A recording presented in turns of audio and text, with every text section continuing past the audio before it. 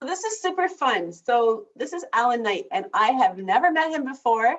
We are literally getting on a discovery call, and we both decided that we wanted to get on the Zoom call because we have common interests, and we both discovered that we interact with new people in the same way, where we check out their news feed, we see if there's common interests, and then we decide whether or not we actually want to invite them to a Zoom call. And so we talked about how we're cultivating a community through social media, that we're being intentional about who we're, what I say, allow in our real estate within our minds.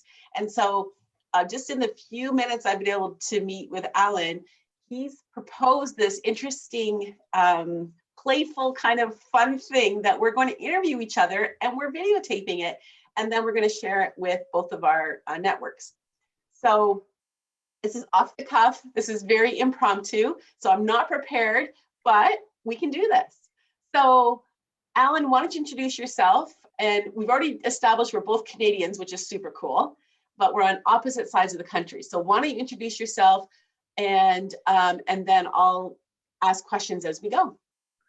Wonderful. Just to say one thing, just to give it context, I was telling this lovely young lady, Debbie, that over the last year, I was looking at my 5,000 members on Facebook and realizing that most of them were not members, friends, that were not really friends. So I started to be a little bit creative in reaching out more personally, just like I did with Debbie yesterday. And we connected. I sent a little audio message. She sent me one back. And then we decided that we're going to get on a Zoom call. And I have over the years met so many wonderful people by keeping it personal like that. And some people love the spontaneity of just listening, how to do a conversation effectively. A lot of people are not comfortable with that. So that's what we're doing here. This is a conversation. I have no idea where it's going, but we thought we'd record it and upload it. So yes, what would you like to know, Deb? Well, and just to piggyback on that, you know, I have it often. I was talking to a lady earlier today, and I actually said this. I said, oh my goodness, the golden nuggets that we're dropping here today, and that the only people who are benefiting from it right now are just you and I, like she and I. And I said, wouldn't this be great if we had this recorded? So here you go. Yeah, that's awesome. So why don't you tell me where did your name of your company come from? I was interested to see the Zen piece and curious about that. So can you tell me how you came up with a name for your business, for your company? Well, the name of my company is not Zen Zone Mindset. Oh. It's actually more conservative than that. It's Knight International Network. But the name Zen Zone Mindset has come from the fact that I lived as a Zen monk for 9 years of my life. So in early life, I had a lot of brushes with death, coming close to death, and it kind of freaked me out. And I wanted to know if there was more to life than just our physical body and our rational mind. And my mother was diagnosed with cancer when I was 13, told she was going to live for 6 months, live for 15 years. And my father died when I was 19. So there was a lot of experience of loss in my life. So when I experienced coming close to dying myself, I said, you know, I want to find out if there's more to life than I see now in front of me. And so that led me to meeting two people in a bookstore one day in Montreal, where I'm originally from. And they had these calm, clear eyes. And they told me they were living at what was called a Zen meditation center. And I went to visit it. And there were about 30 of them, all with these calm, clear, content eyes. And I said, I want that. And I moved in, lived like a Zen monk for 9 years of my life until I missed women too much. I left the monastery and got back into society. So the one thing I learned when I was there, obviously I learned a lot about how to get in the Zen zone, to be calm, to be quiet, to be still, and that kind of inner freedom. But I realized when I went back into normal life that unless you connect it to every part of your lifestyle, it's going to be limited. So in a nutshell, the Zen Zone Mindset is part of the training I've developed over the years. It's a 9-step formula that helps people not only get into deep level of inner peace and inner freedom, but also self-confidence and begin to really master their relationship building skills, both business and personal. That's where the Zen Zone Mindset came from. Did that answer your question? It sure did. It brought up so many more. I'm so curious. So where is this monastery? Where was your monastery? Well, it doesn't exist. It's long gone. But the monastery is right here, right now. Right. I'm a better monk now than I ever was, even though I don't live as a monk. But it existed many years ago back in Montreal, but it disbanded at some point. And that's when I left the monastery, I went back to university, got a master's degree in education and counseling psychology. And then I wrote a thesis was about the quality of relationships with others is founded on the quality of relationship with yourself. That's been my modus operandi. And I always wanted to connect self-development with communication mastery. And one of my greatest passions has always been the concept of soulmates. And I wrote a book called The Soulmate Revolution, and we're actually launching the Soulmate Revolution. But the monastery doesn't exist. It's long gone. So how did you make the leap from monastery and celibacy, I suppose, to soulmates? And I'm assuming, is that then with partners, with a couple, like as a soul, or is that your own soul? About your own Good questions. These are really good questions. Well, when I was 19, I wanted to start a dating site. I wanted to do a dating club and call it the Night Club, my name, KNIGHT, and bring chivalry back, which I think we need a little bit of. And that was part of my vision, which it still is in the form of the Soulmate Network or the Soulmate Revolution. But I was always attracted not so much to the romantic soulmate, although that's the one a lot of people fantasize the most.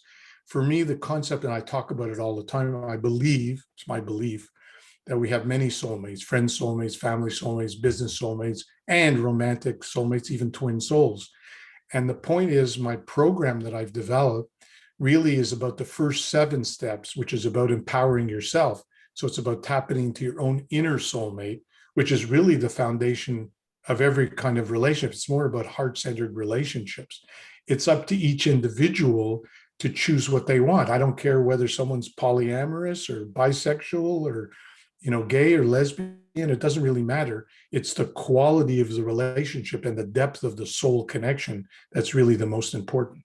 So I've always loved that concept, and I teach it in a more holistic way. But I do admit that a lot of people who are attracted to it still do so because they want to meet their romantic soulmate, and who doesn't? Right. So again, I'm curious, how do you deliver your program? Well, up until now, a lot of it has been one-to-one and some group work. I guess I'm a bit of a procrastinator, and that I always knew I was going to kind of take my program out into the world. But it wasn't until last year, because I went through a lot of challenges, which I won't get into necessarily now. I'm always open to it, certainly at some point. But more recently, I started a certified training course. So my goal is, God willing, that I live long enough and be healthy long enough, is to have hundreds, if not thousands, of people teaching the Zen Zone Mindset program.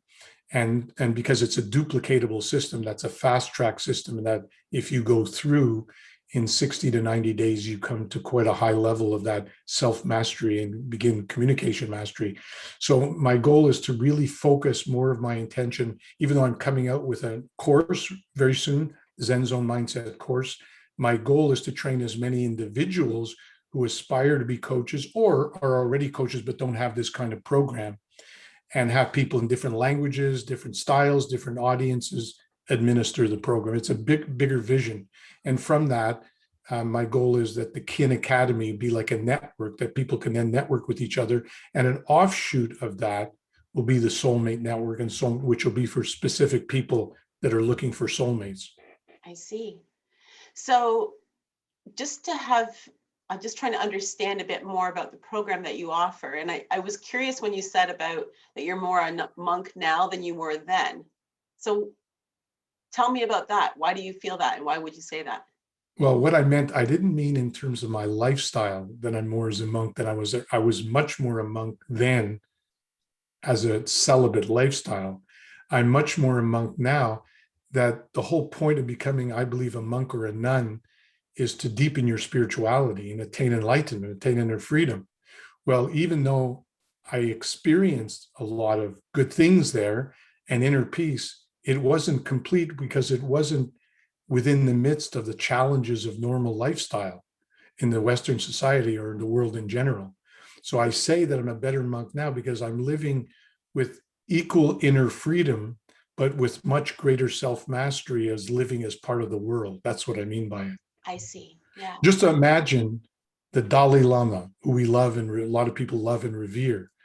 If the Dalai Lama had to come back to North America and take away, abandon his robes and become a normal person with a normal lifestyle, who knows? Because I've seen certain gurus and lamas try that and not do it very effectively because they get very intimidated by the North American lifestyle.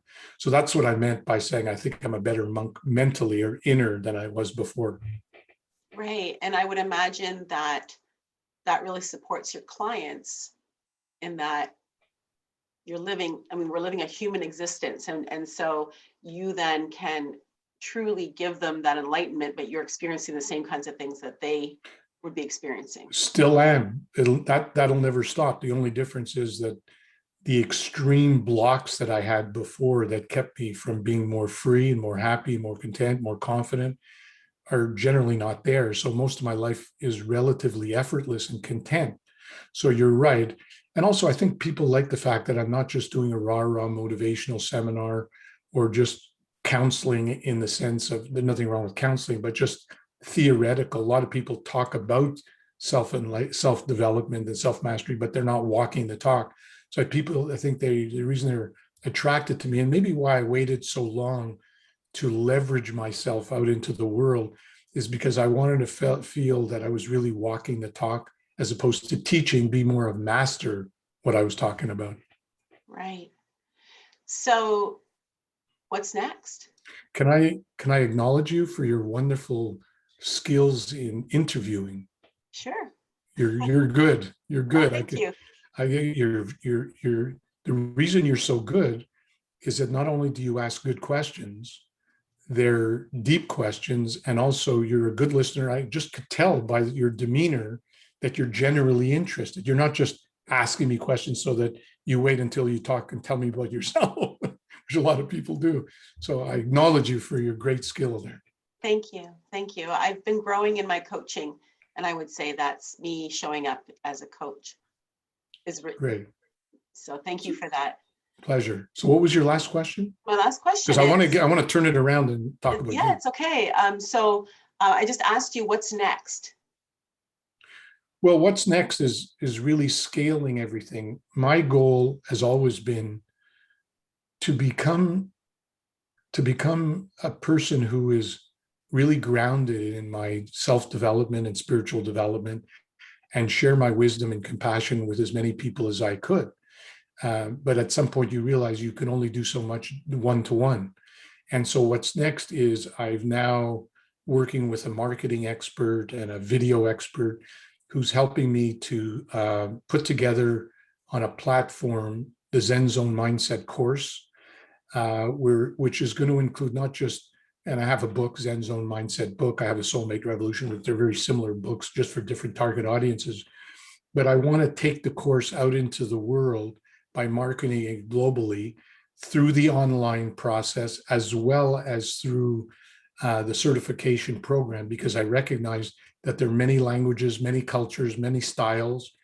And the more people that are administering the 9-step program with those styles, because not everyone's going to relate to my energy and my personality, that's really my goal. And my hope is to set it up running effectively enough.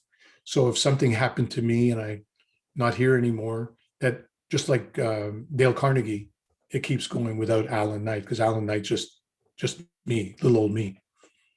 What a beautiful idea is that you want to leave a legacy.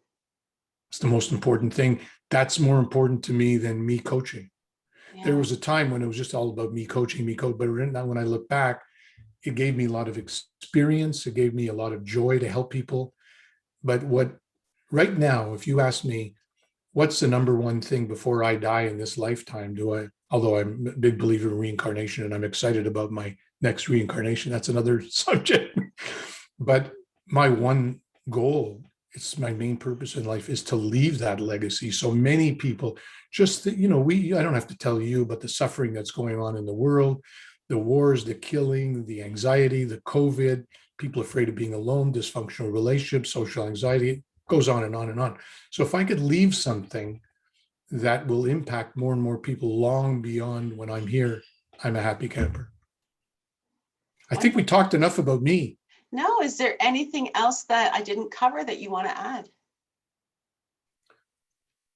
Just that sometimes people say, who is my mentor? Who's my number one mentor? And I always joke about this, not joke because it's true, but most people expect that I'm going to say somebody exotic, spiritual, and I have plenty of those people in my life, have had.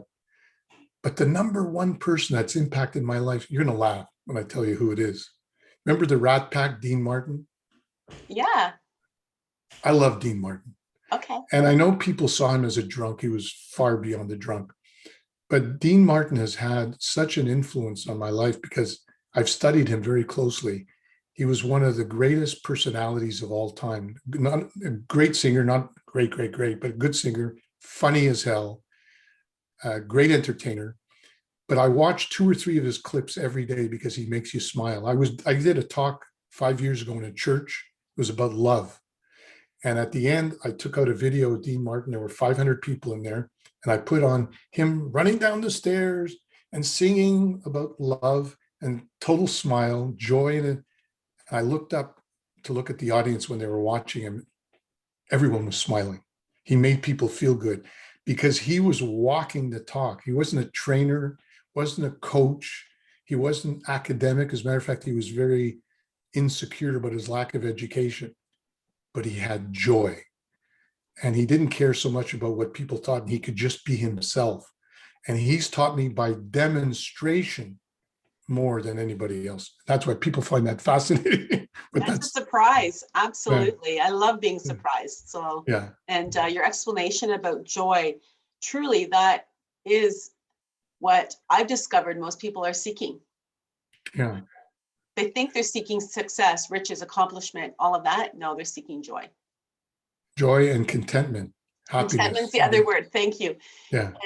And contentment gets a bad rap because it sounds boring, beige, right? It sounds blasé and just very, who wants to, but ultimately when I support clients to dig and dig and dig, and we get to what do you really want? It comes off as words like calm and peaceful, but ultimately it's content to feel that who I am and what I have is enough. Absolutely. Mm-hmm. Absolutely. Well, I don't want to hog the space, so I have a question for you. Okay.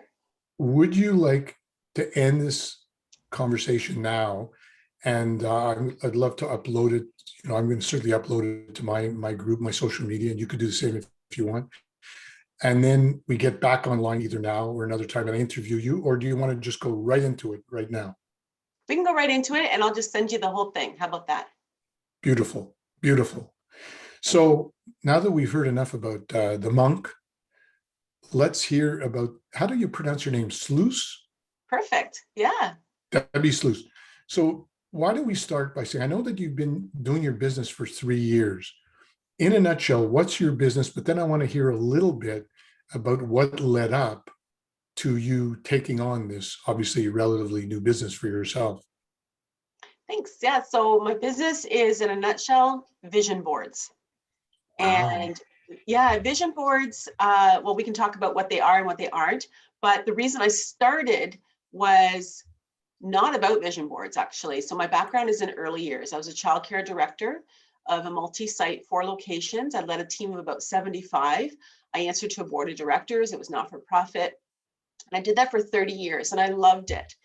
And you can hear it loved. So it's past tense. So, but what I was frustrated with was that we're both Canadians, and that what I found was government was really, and still is, focused predominantly on legislation, on infrastructure, on curriculum development. But what I noticed as a director was the deficit was in the capacity of the educator themselves, like exactly what you were talking about, like not knowing their why and really that self-awareness and personal development was what was needed versus professional development.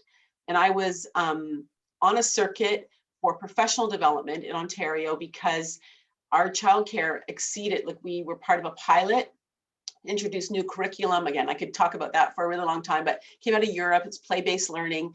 And I loved it. It was fabulous. And I really enjoyed the professional development, which is actually why I went and had a photo shoot done, because I needed a professional photo with my biography when I was starting to introduce myself to these various agencies that were hiring me to talk about what was happening at our location. And when I looked at the photos after that photo shoot, the person I saw looking back at me was a rock star.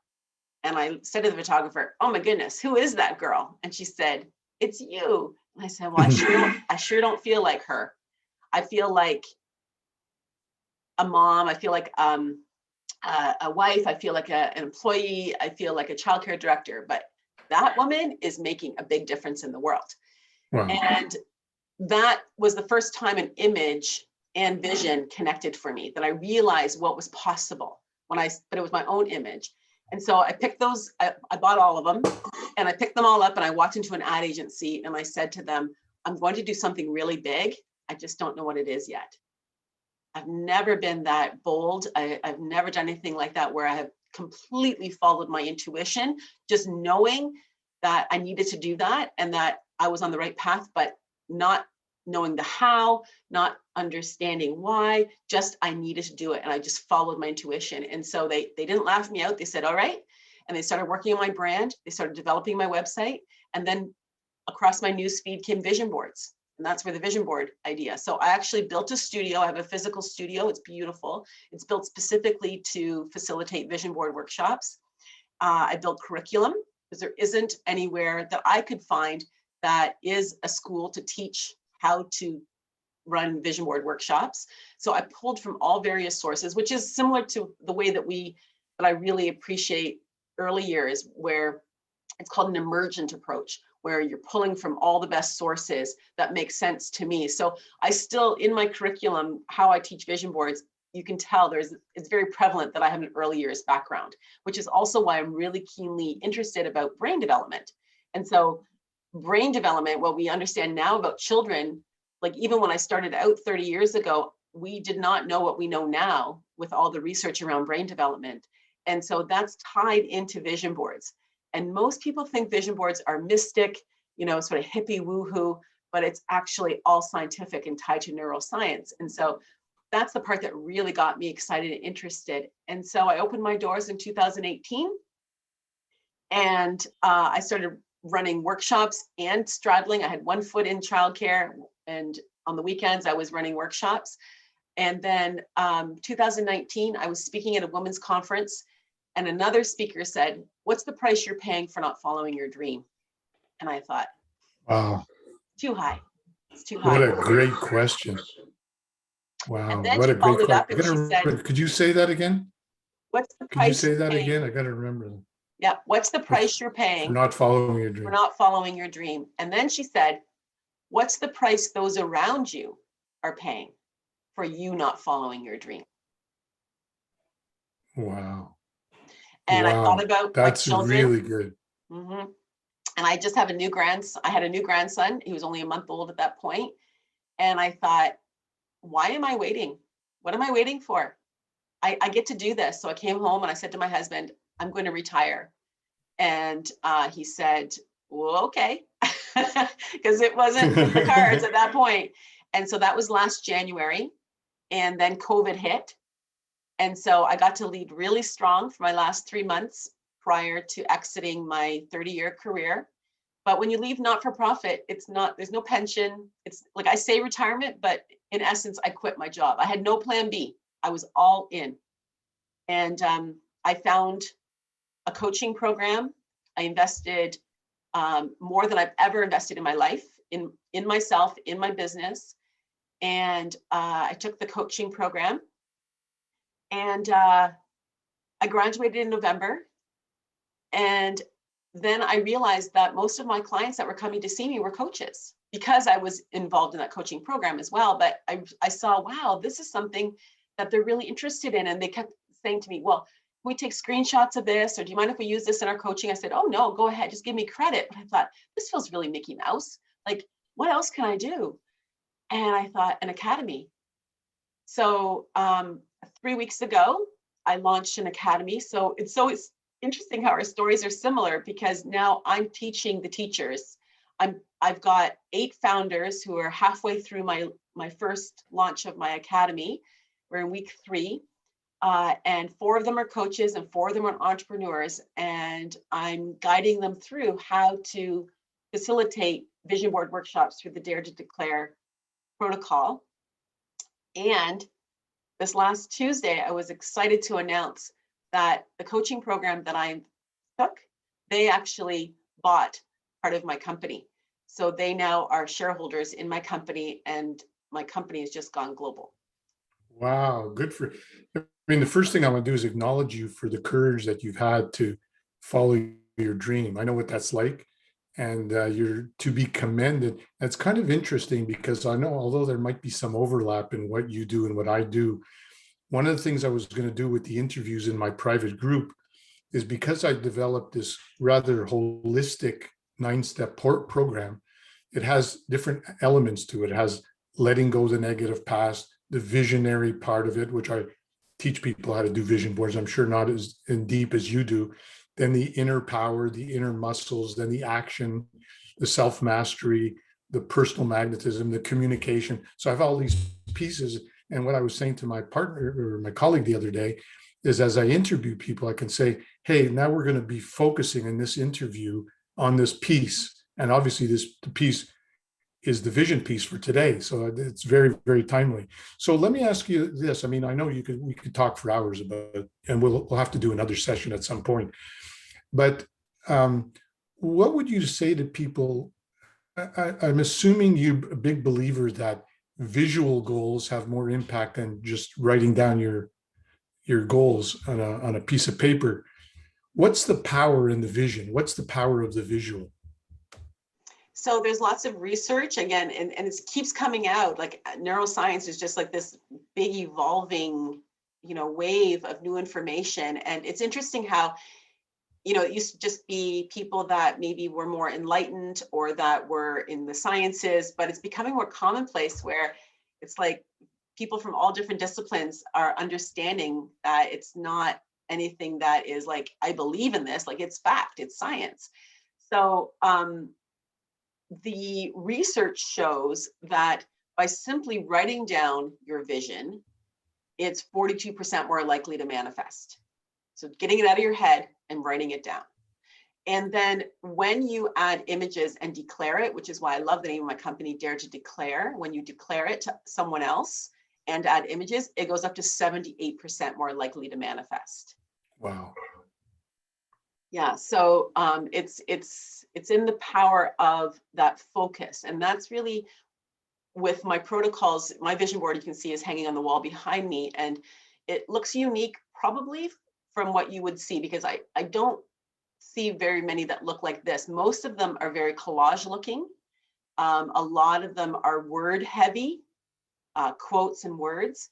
And so the intention behind a Dare to Declare vision board is that the whole primary idea of it is to give optimal experience for the focus.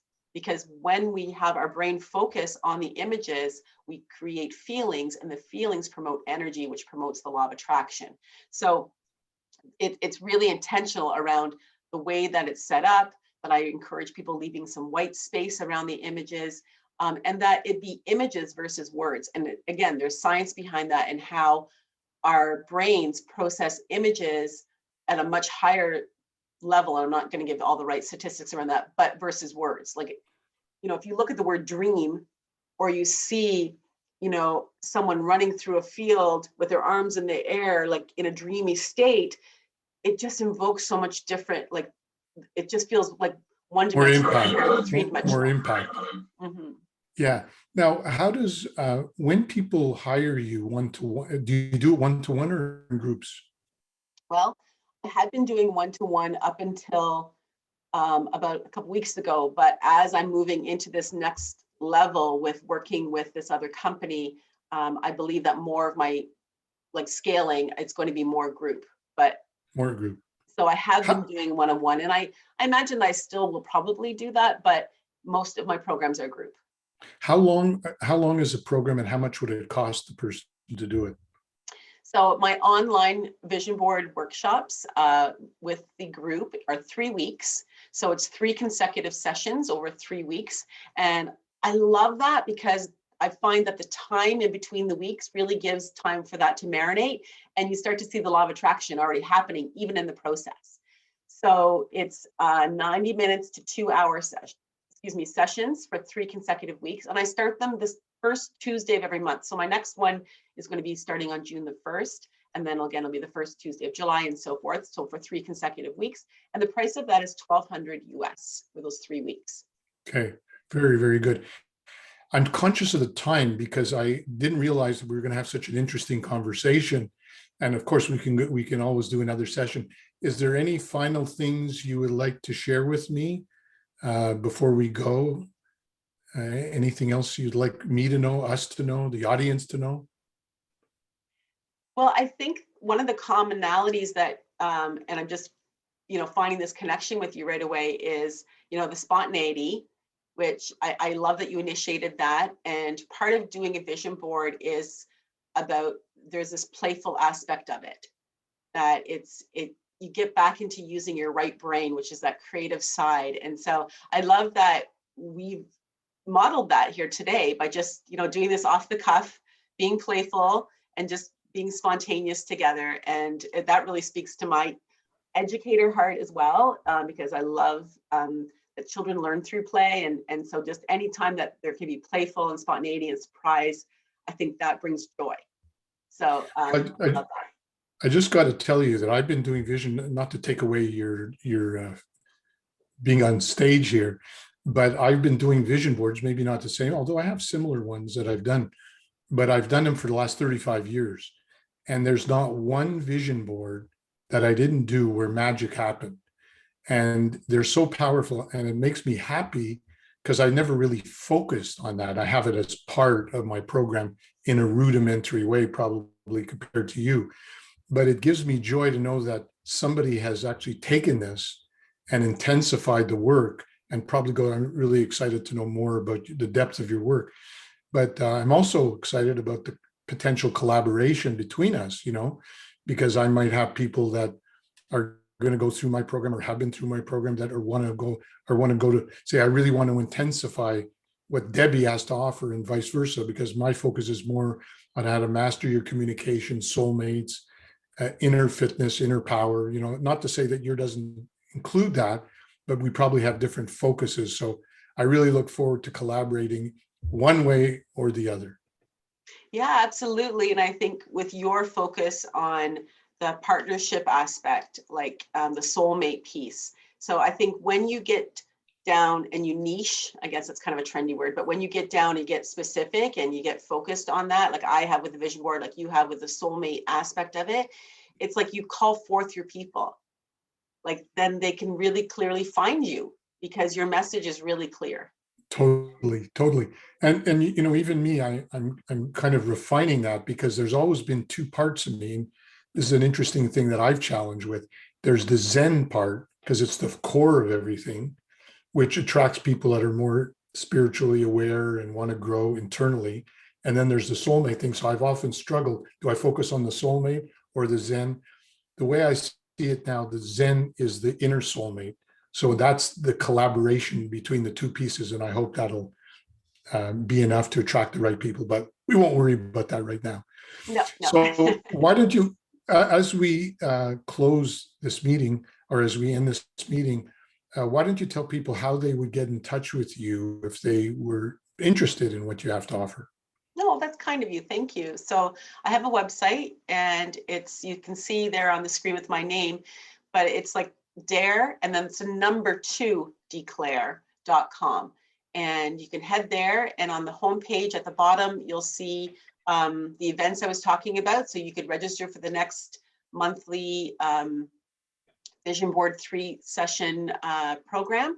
And there's also another group program that I run with a co-coach. There's another Canadian coach from the East Coast. It's a program called Move Forward. It's there. I also have some free offerings. I'm offering a free workshop coming up. So all of that is there on my website. So it's dare2declare.com. So thank you for asking that. Wonderful. And mine's allannight.com and soulmaterevolution.com. And also, I don't know if you're part of my private membership that we just launched. We got close to 100 members. And one of the things I'm going to do as I'm starting is I'm going to ask people to create a little intro video, and we give them feedback on their presentation. So I don't know if I invited you, but if not, I'll invite you, and I'd be happy to upload this interview on there as well. Yeah, that'd be great. Okay, and we got to. I'm going to stop the recording then, or is there anything else that you want to add? This has been great. Thank you so much for doing that, and I'm looking forward to getting feedback on our little interview together, spontaneous interview.